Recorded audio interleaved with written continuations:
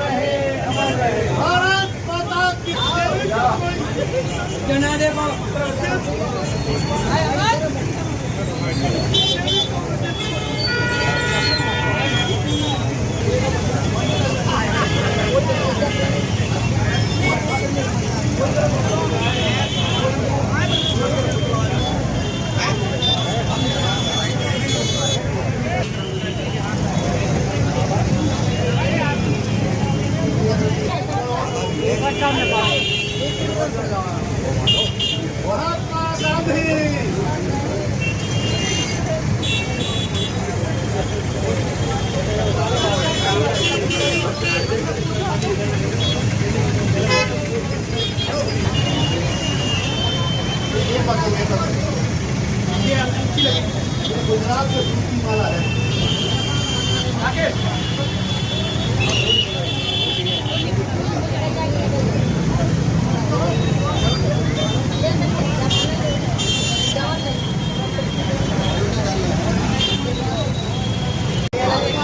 नहीं लाया पर हाँ वो सूट की माला की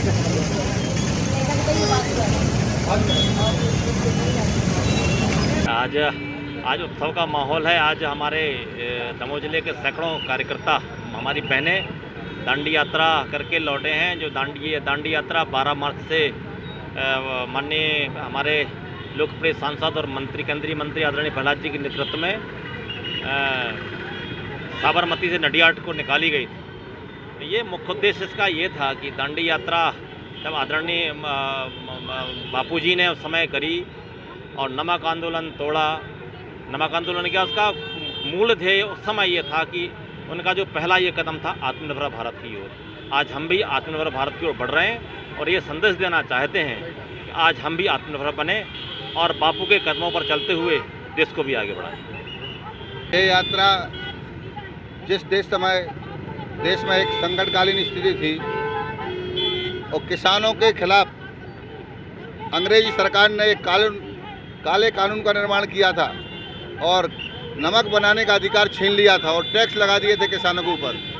उस बात को लेकर महात्मा गांधी जी ने इस काले कानून को तोड़ने के लिए दांडी यात्रा तय की थी और साबरमती से चलकर वो दांडी तक गए और वहाँ पर एक मुट्ठी नमक हाथ में लेकर उस कानून को भंग किया था और संपूर्ण देश में इस बात को लेकर एक जन जागरण हुआ था और अंग्रेज़ों पर इतना दबाव आया कि उनको भारत से जाना पड़ा। इसी प्रकार आज कोरोना काल में जिस समय देश की 75वीं वर्ष हो रही है, आज़ादी की 75वीं वर्ष चल रही है, उस 75वीं वर्ष के लेकर और दांडी यात्रा की 91वीं वर्ष इसको लेकर हमारे देश के प्रधानमंत्री जी ने और इस यात्रा का शुभारंभ किया, जिसके कारण उसको एक अमृत महोत्सव का नाम दिया। इस अमृत महोत्सव के कारण यह यात्रा प्रारंभ की गई। 12 तारीख से यह यात्रा प्रारंभ कर और 3 मई तक चलेगी, जिसके कारण यह यात्रा संपूर्ण देश में एक जनजागरण करेगी और कोरोना काल के ऐसे संकट में लोकल फॉर वोकल जो स्वदेशी का मंत्र था गांधी जी का, उसका अभियान चलेगा, जिसके कारण भारत यशस्वी होगा और विश्व का धर्मात्मा बनेगा। जय हिंद, जय भारत। 75 किलोमीटर चली।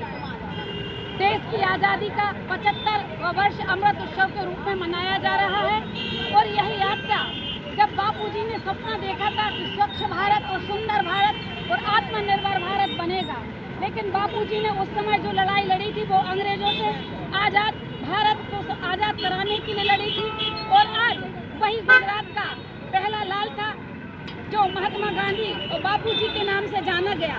दूसरा वही गुजरात का लाल जो नरेंद्र मोदी है, जिसने स्वच्छ भारत और सुंदर भारत के लिए यह यात्रा निकाली और यह संदेश दिया कि पुनः भारत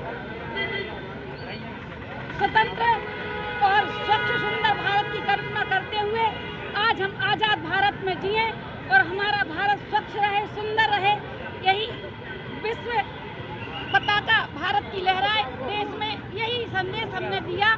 से देश के सबसे प्रधानमंत्री माननीय नरेंद्र मोदी जी, दमोह के लोकप्रिय सांसद, भारत सरकार के केंद्रीय मंत्री माननीय प्रहलाद पटेल जी के कुशल मार्गदर्शन में 12 मार्च 2021 को साबरमती आश्रम से 75 किलोमीटर की जो दांडी यात्रा प्रारंभ की, अमृत महोत्सव के रूप में संपूर्ण देश में हम लोग मना रहे हैं। महात्मा गांधी जी के संदेश को जन जन तक पहुँचाने के लिए हमारा भारत आत्मनिर्भर की ओर बने, जैसा कि 12 मार्च 1930 को महात्मा गांधी जी ने ब्रिटिश सरकार के खिलाफ जो नमक आंदोलन किया था, यह आत्मनिर्भर भारत की ओर कदम था और आज जरूरत है भारत को आत्मनिर्भर बनने की। तो निश्चित रूप से हम आत्मनिर्भर बनेंगे। महात्मा गांधी का संदेश नौजवानों के लिए देने जा रहे हैं। आने वाले 25 साल जो हुए हैं हम नौजवानों के महत्वपूर्ण हैं। हम नौजवान ही इस देश का, इस दमोह का भविष्य है। इस बात को हमें तय करना है। जो हमारी आज़ादी 100वें वर्ष होंगे तो हम धूमधाम से मनाएंगे। इस संकल्प के साथ आज हमने दमोह के महात्मा गांधी में प्रतिमा माल्यार्पण किया है और हम हमारे आदरणीय बुजुर्ग भैया जी हमारे बीच मौजूद हैं, उनका जो आभारी उन्होंने हमें समय दिया।